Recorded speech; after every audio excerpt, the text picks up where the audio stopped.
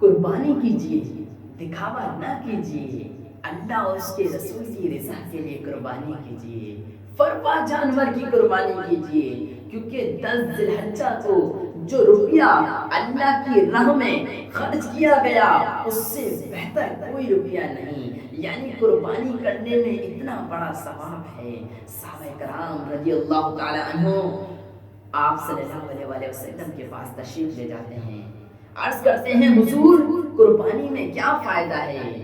آپ صلی اللہ علیہ وآلہ وسلم نے فرمایا کہ قربانی جب تم کرتے ہو تو قربانی کے جانور کا خون زمین پر بعد میں گرتا ہے، رب کی بارگاہ میں پہلے قبول ہو جاتا ہے۔ تو قربانی کرنے میں بہت بڑا ثواب ہے۔ میرے آقا دو جہاں سرور کونین صلی اللہ علیہ وآلہ وسلم نے ارشاد فرمایا قربانی کرنے والے کو قربانی کے جانور کے ہر بال کے بدلے میں ایک نیکی ملتی ہے۔ تو اتنا بڑا ثواب ہے قربانی کرنے کا۔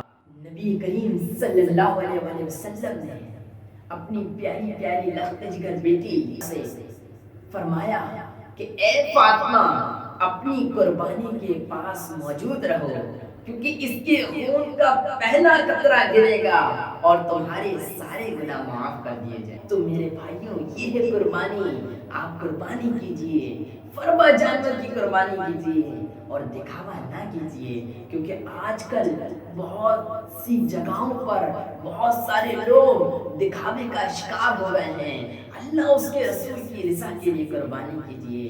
میرے آقا دو جہاں سرور کونین صلی اللہ علیہ وآلہ وسلم نے ارشاد فرمایا انسان بقرہ عید کے دن کوئی ایسی نیکی نہیں کرتا جو خون بہانے سے زیادہ پیاری ہو۔